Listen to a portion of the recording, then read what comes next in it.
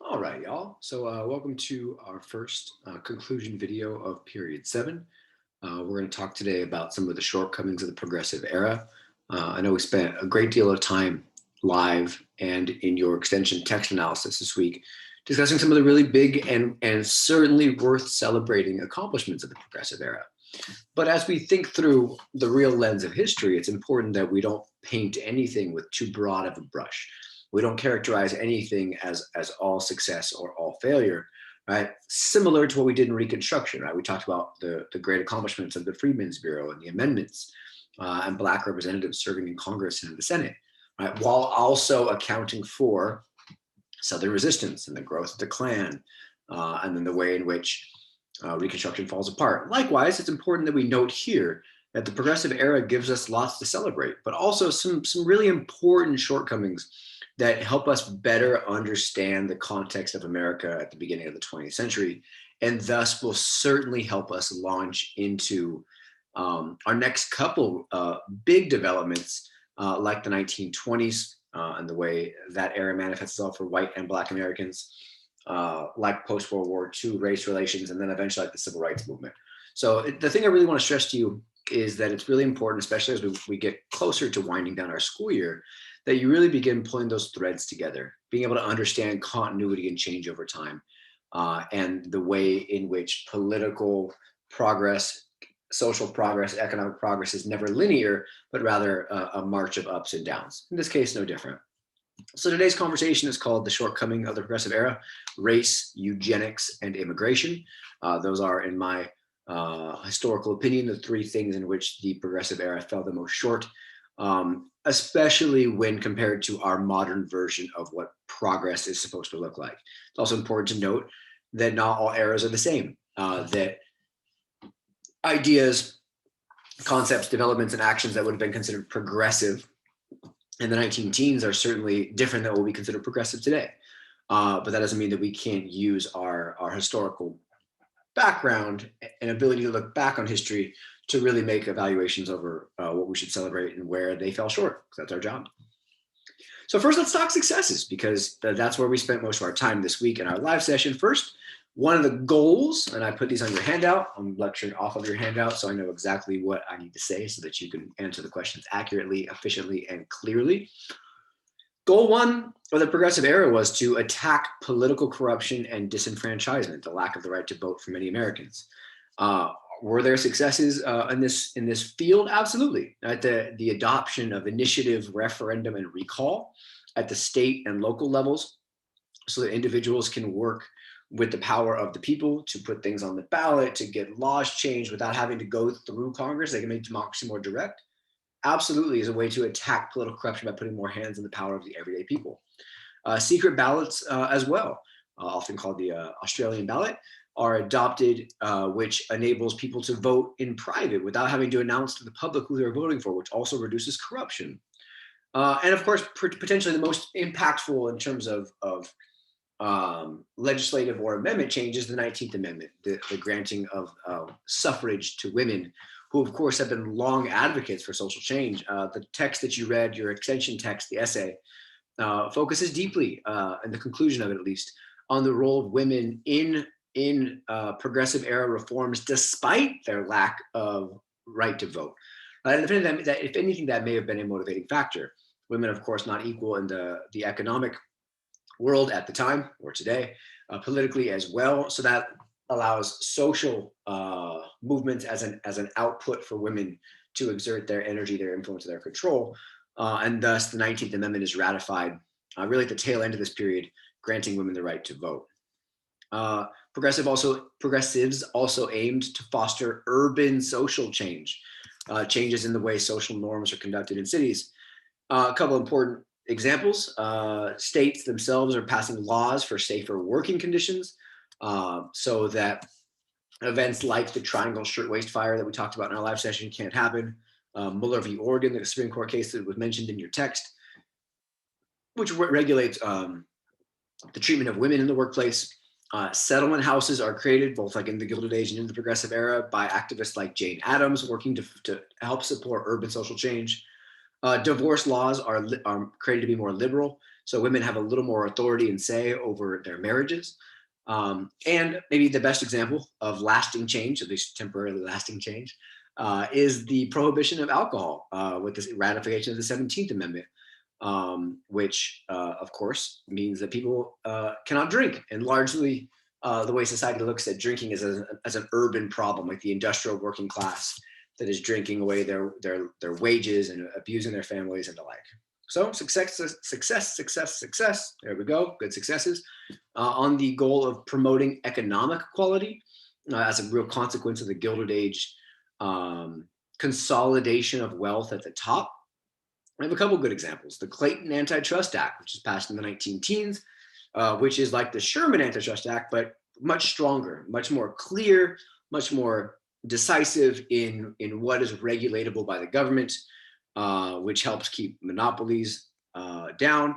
The creation and passage of the Federal Reserve Act, which is going to work to create more of a national banking system for the first time since the era of Jackson, when the national bank is, of course, vetoed and then funds removed from, which allows for a little more equity in banking.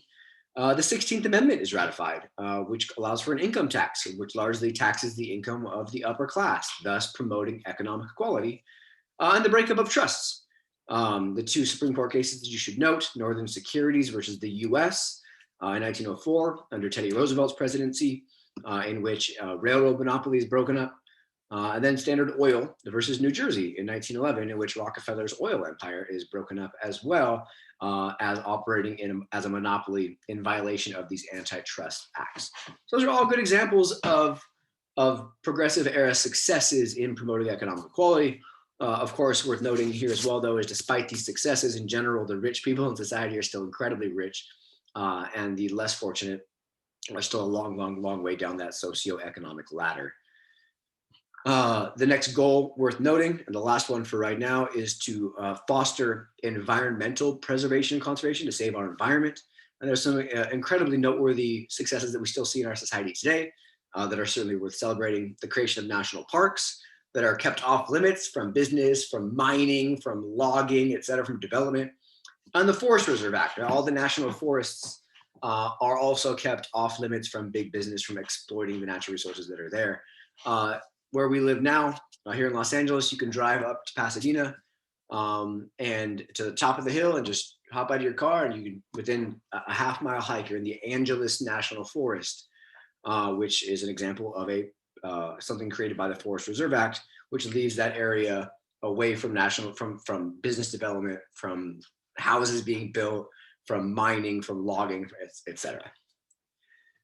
The last goal is of the progressives was to address moral reforms, people's moralities, as well as social injustice. The question of, do we have a just society that is fair and equal to everybody?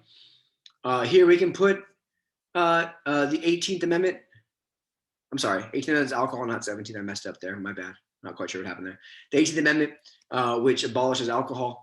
The 17th should be one above, attacking political corruption with the direct election of senators. I got my numbers messed up. My bad, y'all. Direct election senators there. 18th Amendment for prohibition, and can go down here. Addressing moral reform and social injustice. The 18th Amendment, by outlawing alcohol as an attempt to make society more morally upstanding. But I do have a line that I use in class often, which states you cannot legislate morality. I mean, you can't pass laws to make people more morally upstanding. That is an internal, morals are your own decision and your own actions. You can't make a law that makes these things illegal, which is why that's a failure there. And then the biggest failure of the progressive era is failure to enact really any progress, any measurable progress for African Americans on the national level, as they are largely left behind by a progressive era that focuses wholeheartedly on white America, on white society, on progress, on purity for white America. So for Black Americans in this era, we are dealing with the consequences of the end of Reconstruction, which of course was already in the process of ending because of white Southern resistance, but is ended formally by the Compromise of 1877, which removes the troops from the South in exchange for the election of Rutherford B. Hayes, but over that in period 5, over that in period 6, now here it is again in period 7, as a lot of these things matter over time. Um, and then still the long-lasting legacies of that Supreme Court case Plessy versus Ferguson in 1896, which establishes the separate but equal doctrine that allows for the legality, the state sanctioning of segregation and Jim Crow status. Jim Crow laws are passed in the era before and after Plessy versus Ferguson. All Plessy versus Ferguson does is grant permission to these laws to exist, with government run entirely by white Americans. Segregated public facilities, segregated public accommodations, different schools, different areas of the bus, different parks, different anything public, different restaurants, different, right? It really is like the black and white Americans are living in the same place, but in two different worlds. And thus, they're also taking away the right to vote via what's called disenfranchisement, which allows white Americans in the South increasingly, but to the North as well, as we're going to see in our next couple conversations, as black Americans increasingly begin leaving the South for industrial jobs in the North, black voters not given the right to vote, thus can't do anything to change the system, because the vote is the most powerful thing we have in a democracy. No vote, no say, no voice, and then things don't change on your behalf. This disenfranchisement will take place with things like grandfather clauses, which we talked about at the tail end of Reconstruction, right? It's not allowing people to vote unless their grandfather voted in that county or that city or that state. Well, for many African Americans, their grandfather was a slave and thus could not vote. Poll taxes, right? This idea of charging somebody to vote, which excludes many of the poorest people in southern states, who are most often black tenant farmers, sharecroppers. Literacy tests, which of course are borderline unpassable tests to prove you can read and write, thus you should have the right to vote. And then also this question of no direct primary voting. We see oftentimes in southern states and northern states what's called a white primary, in which they only allow white candidates to run for these offices in the primary election, which means come the general election, right, once we're deciding between Democrat and Republican, everybody that voted, everybody that ran in the primary election was all of the same mindset. So you're really voting between two terrible candidates that do no good if you were a black American. So these obstacles are real. These obstacles are real, and they reflect the shortcomings of Reconstruction in enacting the lasting change for African Americans in America, in the South, and elsewhere. And then there's two really important advocates for Black social change that really arise in this era and have a strong, lasting legacy. Booker T. Washington is the first, and W.E.B. Du Bois is the second. Both incredibly important, with different views over how to address social progress for African Americans, and both views are quite important.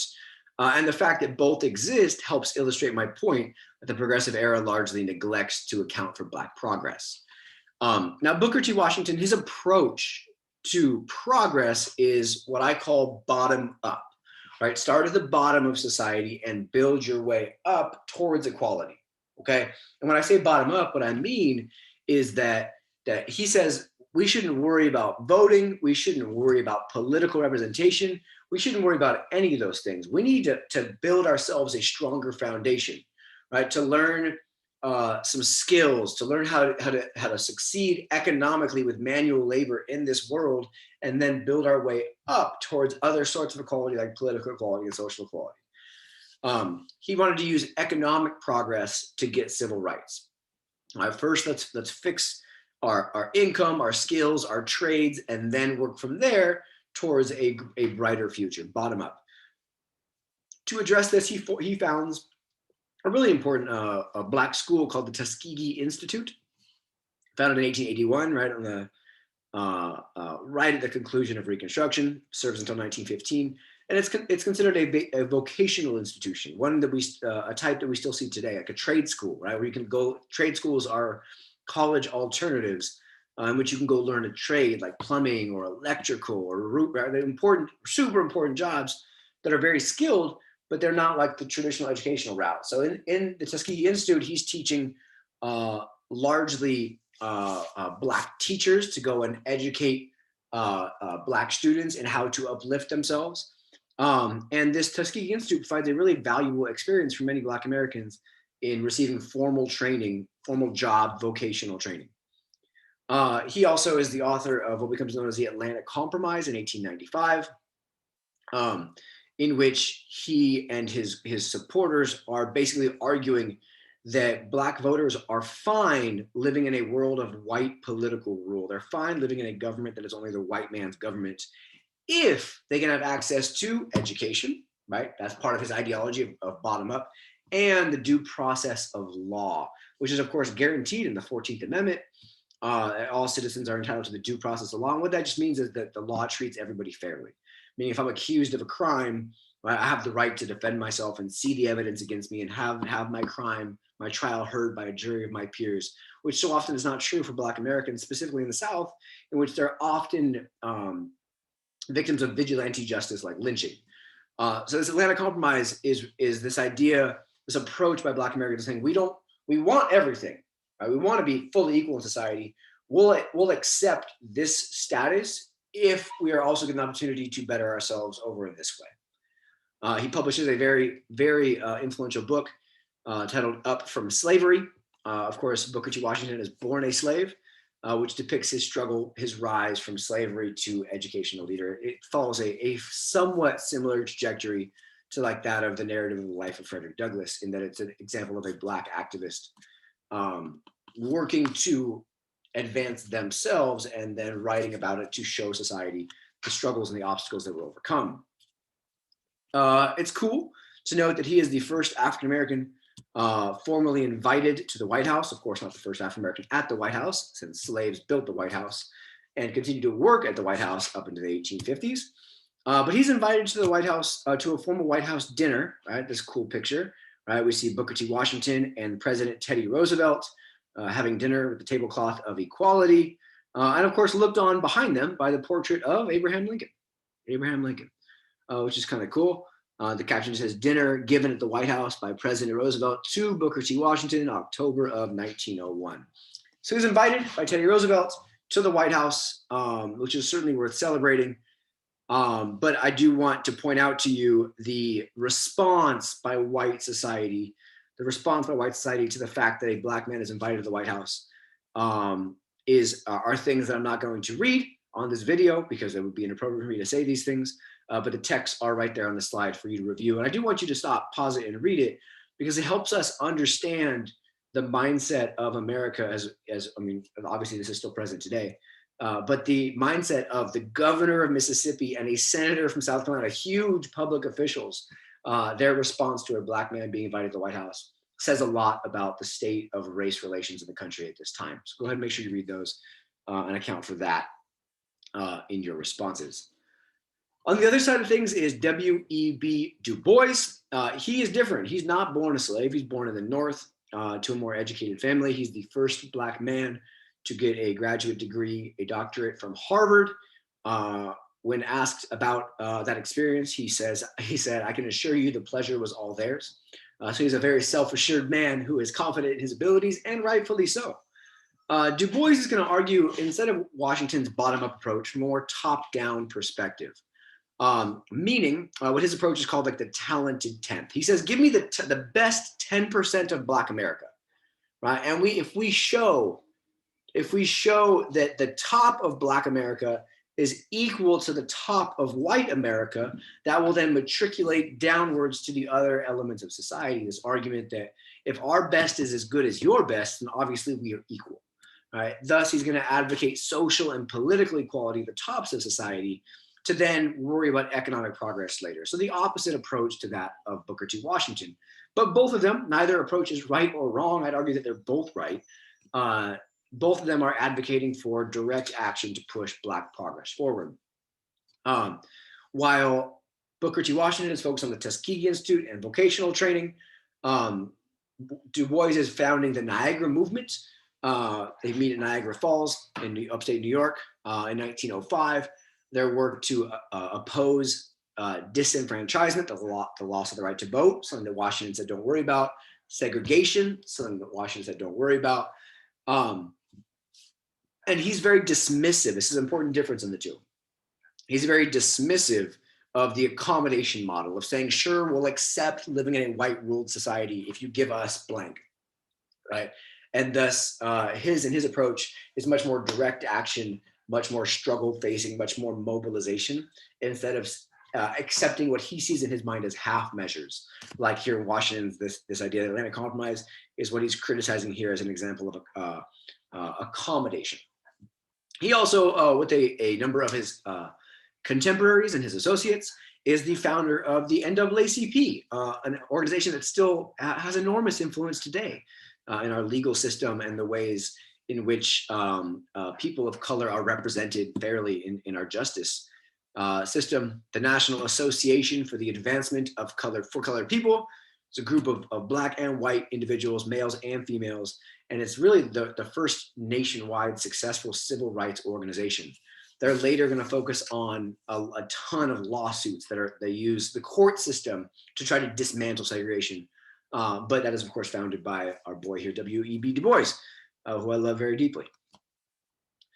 Now, the next name to note in Black America at this time is a muckraking journalist by the name of Ida B. Wells. Ida B. Wells. And her entire work in the South is attempts to address lynching.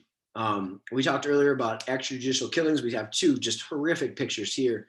So often in southern towns and elsewhere in the West and in northern rural areas, we are seeing at this time vigilante justice against Black Americans, right? Not being allowed to go through the actual court process of innocent until proven guilty, accusations being made oftentimes of rape of a white woman by Black men, and then what's called the lynch mob, which is still a phrase used today that's incredibly offensive. People should not use to discuss like a mob going after somebody, because this is not in fact a lynch mob. This is a lynch mob. Are utilized to exert like quick, fast justice on who's seen as the others in society.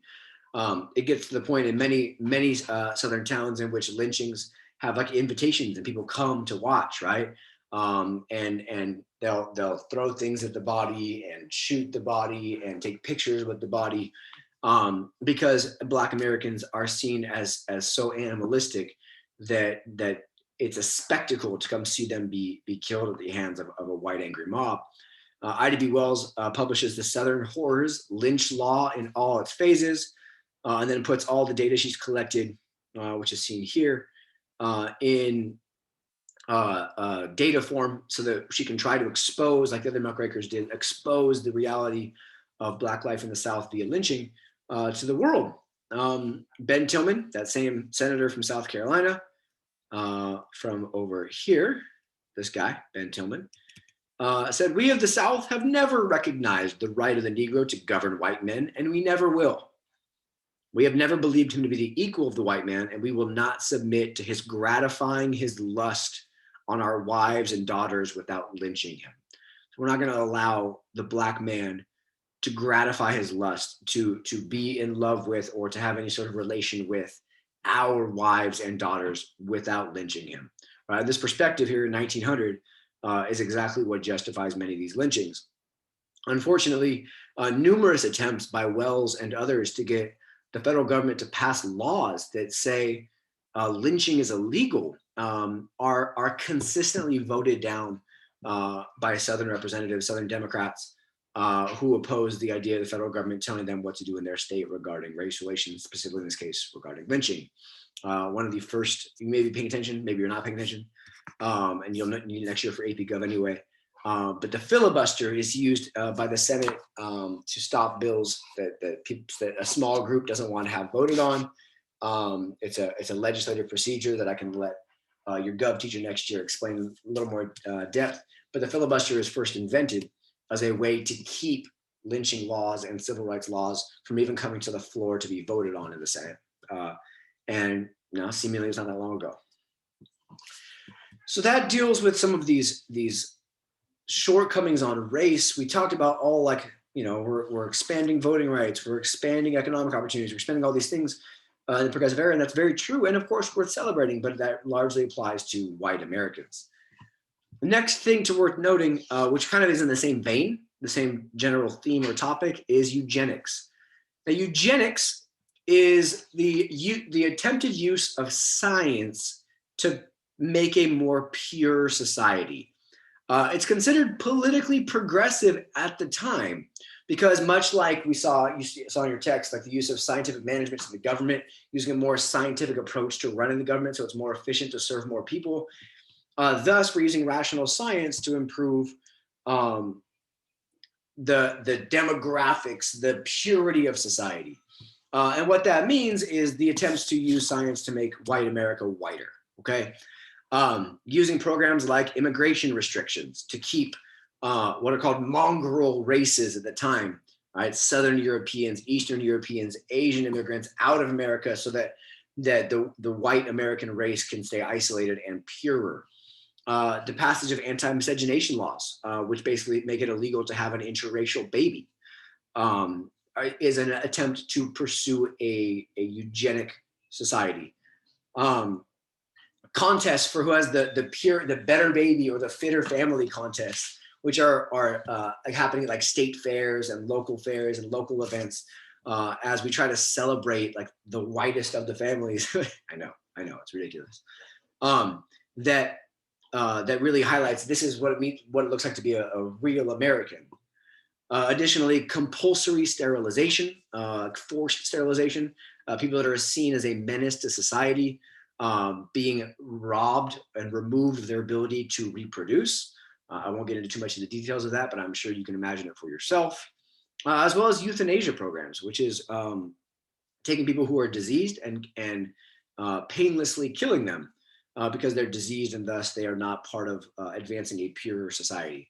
So all of these ideas are advocated for by many progressives, because if you think about it, if you stop for just a second and like take away the human emotion from this and apply like the science that the progressives are trying to apply here, these are all attempts to purify society so society can move with more progress forward. Disgusting, wrong, and moral, yes, absolutely. The point being that this approach isn't that far out of the realm of thinking for what we know of the progressive movement to this point. It's advocated by important people. Early on, people like David Starr Jordan, Charles Davenport, and Henry Laughlin. But later, presidents like Theodore Roosevelt and Herbert Hoover, both the Carnegie Institution and the Rockefeller Foundation, both of which are founded with their dollars, their money, as a way to like approach that gospel of wealth ideology, are paying for eugenic studies to try to make a more pure America. Even Du Bois at times espouses similar thoughts for Black Americans on it makes sense, given his talented 10th approach, that like the most qualified in Black America should be the ones who are reproducing, so that we are making our own version of an advanced Black race using science.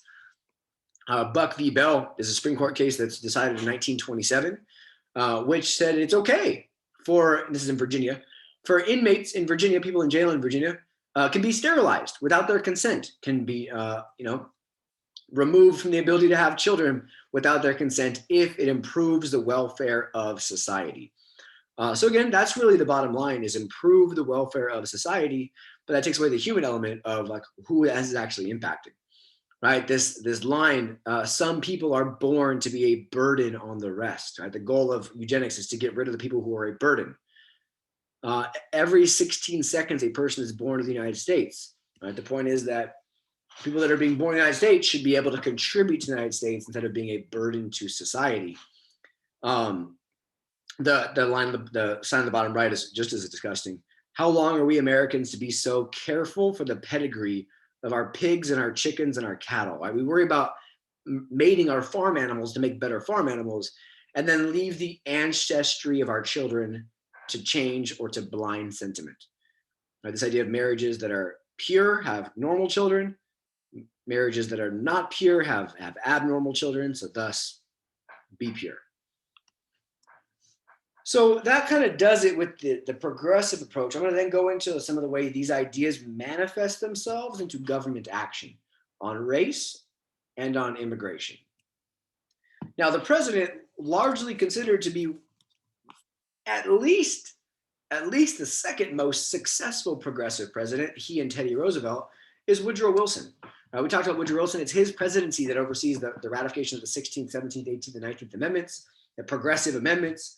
Right? It's his administration that passes the Clayton Antitrust Act, the most impressive progressive anti-monopoly legislation.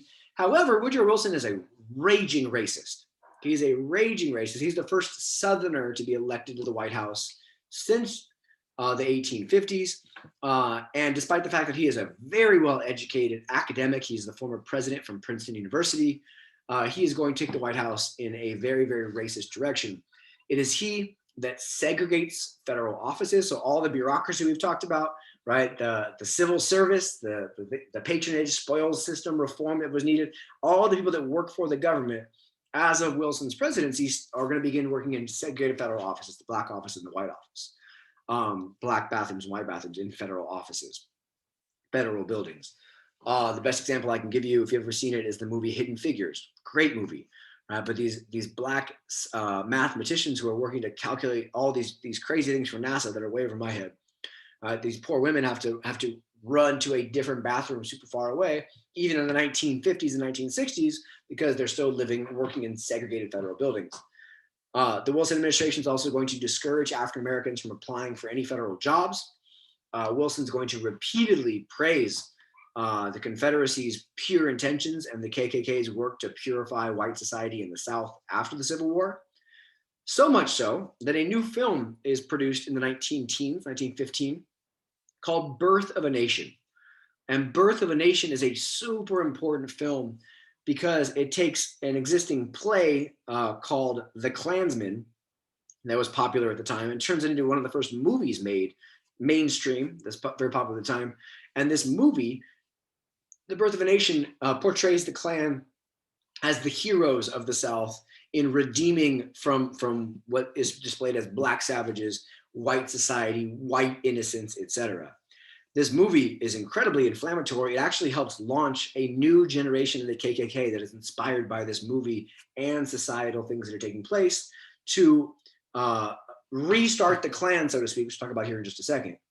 Now, unfortunately, Woodrow Wilson shows this movie at the White House. It's the first ever film that is screened for a viewing audience at the White House. I can't take that back, right? There's no second first. The first movie ever shown at the White House is by Woodrow Wilson. It is Birth of a Nation, this movie that highlights and celebrates the KKK as the saviors of white Southern society. With this movie, as well as the other societal events that are taking place, we see a huge rise of the KKK, beginning in the 19-teens and then really gaining steam into the 1920s after the Progressive Era.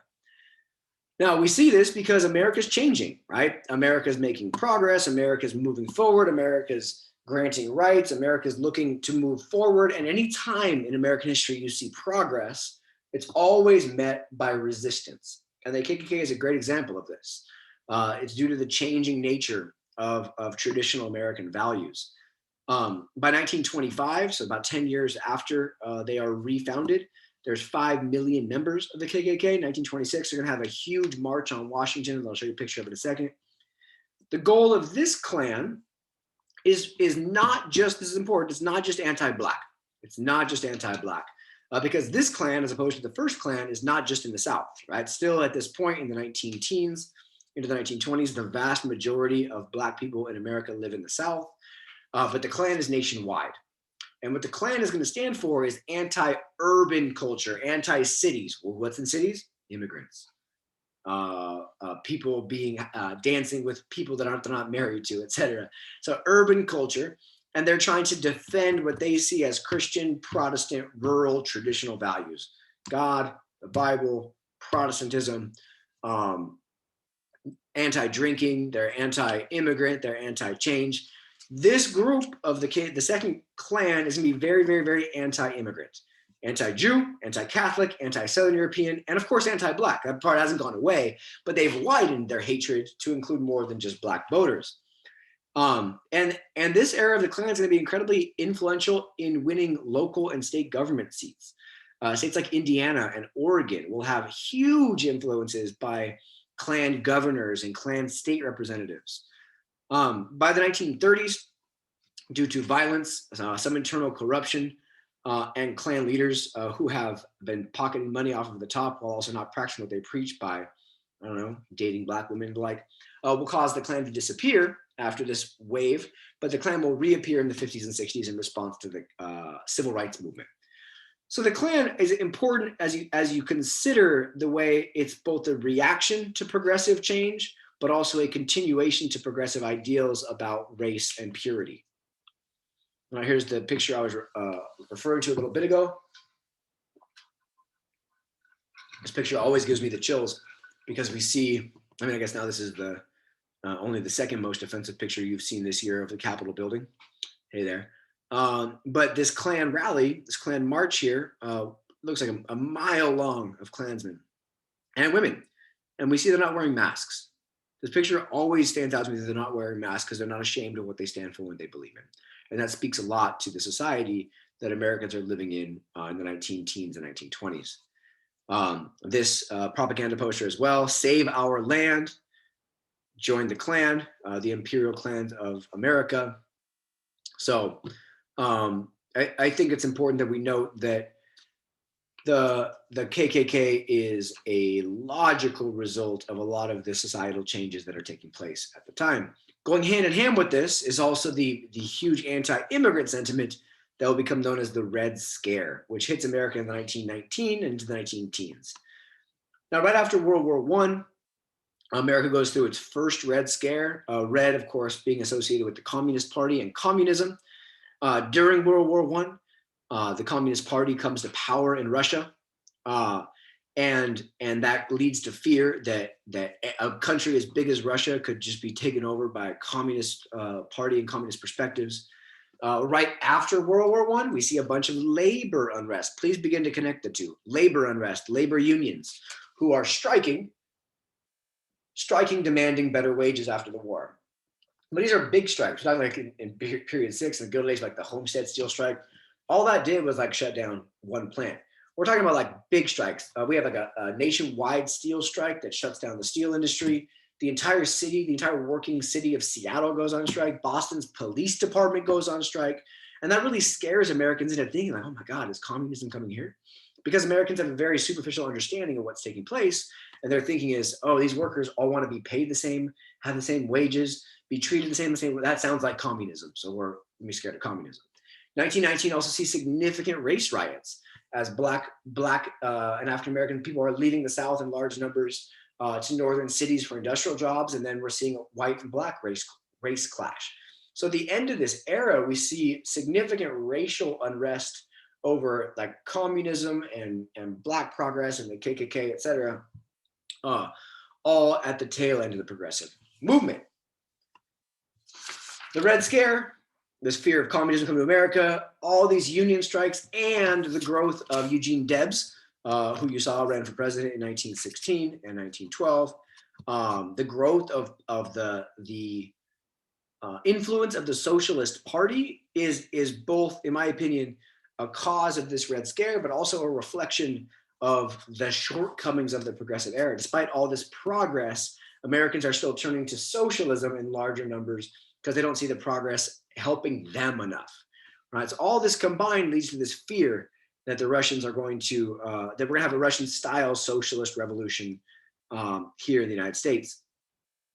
We see as well, right, the American flag and this guy sneak it in, right? His hat says the Reds, it's communists, right? With the fire of anarchy and the knife of Bolshevism, Bolshevik revolution, is supposed to scare people into thinking that creeping into America are these communist and socialist ideals. So this is caused, of course, by wartime propaganda in World War I. It's caused by the Russian Revolution, but domestically, it's also caused by strikes and riots. And what we're going to see is anarchists are going to be targeted, socialists are targeted, communists are targeted. That labor union I told you about, the International Workers of the World, the Wobblies, they'll be targeted. And what this shows is an American society that dealt with change through the progressive era, but is now increasingly afraid of change. They don't want any more change. Let's go back to the way things were. We're going to see what are called the Palmer Raids, worth noting. The Palmer Raids, which the Justice Department is going to begin investigating and arresting and raiding known anarchists and socialists to deport them to where they came from. And even this example of this political cartoon argues that European anarchists are coming to bomb the Statue of Liberty, not actually, but to kill the ideals that America stands for of liberty and freedom and the like. So the first Red Scare is important because it does a couple of things. One, it highlights some of the problems of letting the federal government have more power, right? Because the federal government had more power during the Progressive Era to enforce all these laws. Now, what happens when the federal government wants to use that power for ill? Right, here we go. Additionally, immigrants come under significant attack in this era, which makes sense as a continuity of some of the progressive values of eugenics and anti-immigration. The two best examples are Nicola Sacco and Bartolomeo Vanzetti. Sacco and Vanzetti are arrested in 1920, charged with robbery and murder, despite very, very, very flimsy evidence against them. Of course, they're Italian immigrants. They are anarchists. They don't believe in any system of government. And because of the Red Scare social dynamics, we don't even watch a YouTube on them. You can if you want to, it's linked. With incredibly circumstantial evidence, so no real hard evidence. They're found guilty. They're executed. They help us signify like the events of the Red Scare in the flesh. Now, all of this, the KKK anti-immigrant sentiment, the Red Scare anti-immigrant sentiment, this fear of radical movements, of new immigration that we talked about in the Gilded Age, is going to lead to some really important legislative actions that are going to limit immigration in a very meaningful way. Now, we talked in the Gilded Age about the Chinese Exclusion Act and the way that is groundbreaking and how it targets a specific group for no immigration to America. We're going to see that idea continued here. First, with the Emergency Quota Act of 1921. So 1921, Congress passes an emergency act that says we're going to set quotas, meaning only X number of people from whatever country it is can come into America. We're going to set a limit every year on who can come here from what country. And we're going to have to figure out a math equation to figure this out. So what they say in 1921 is we'll go to 3%. 3% is the number of immigrants that lived in the US in 1910. So we're going to go back 11 years, and say there was, this is not an accurate number, but say there was 100 people here from China. There's no immigrants coming from China because there's no Exclusion Act. But say there's 100 immigrants here from China. 3% of that is 3. So every year, 3 people from China can come and immigrate to the US. That's as simple as it works. Go back to 1910 and use 3%, whatever the number was in 1910, 3% of those come to the US. Now they use 1910 because the US takes a census every 10 years in which people just are there to be counted. Who lives in America? Where are they from? Where do they live? What kind of occupation do they have? What kind of education do they have? It's just the US's data collection that then determines like how many House Representative seats every state gets, et cetera. Okay, that's why 1910 is chosen. Now, 3 years later, Congress is going to put this permanently on the books as the National Origins Act of 1924. And this, I think, is important to note because 3% of 1910, this drops to 2%, so it's fewer immigrants, and it takes the number back 20 years to 1890. Takes the number back to 1890. Now, if you remember from period 6, when we talked about the Gilded Age and new immigration, we looked at the numbers, and you all, I asked you to look at trends, right? When one line goes down, the line goes up. She looked at the graph, it was there.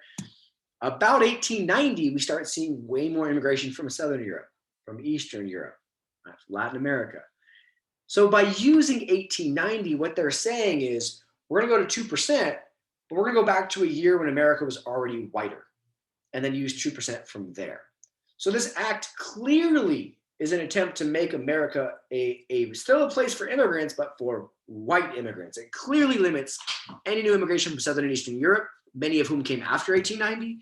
It clearly limits Asian immigration, but it does not restrict immigration from the Western Hemisphere. The numbers look like this. Give me 1 second, because I want to make sure that I actually show you this, because this is important. We see the immigrants coming to America. The 1880s is largely red, Northern and Western Europe, only a little bit Southern and Eastern Europe. And what do you know? After 1890 is when it becomes increasingly blue, Southern and Eastern Europe, Southern and Eastern Europe, Southern and Eastern Europe. That act is passed in the 1920s, and all of a sudden the ratio flips back to more red than blue, okay? Again, this is what it looks like. Before the act, the average immigration from Northern and Western Europe was at about 176, 198 after the 1921 Act, and 140 after 1924. So that doesn't really change much who's coming from Northern and Western Europe, right? Old immigration, white immigration. From Southern and Eastern Europe, it goes from a huge amount of immigrants, 685,000 a year, right, down to just 21,000 a year after this act. So you can see with this data exactly what this act is intended to do. And that is where I will leave us off with our conversation about some of the shortcomings of the progressive era and then the consequences afterwards for race as well. Have a great day. Hope this was helpful. And I can't wait to talk about it with you guys in class. Love y'all.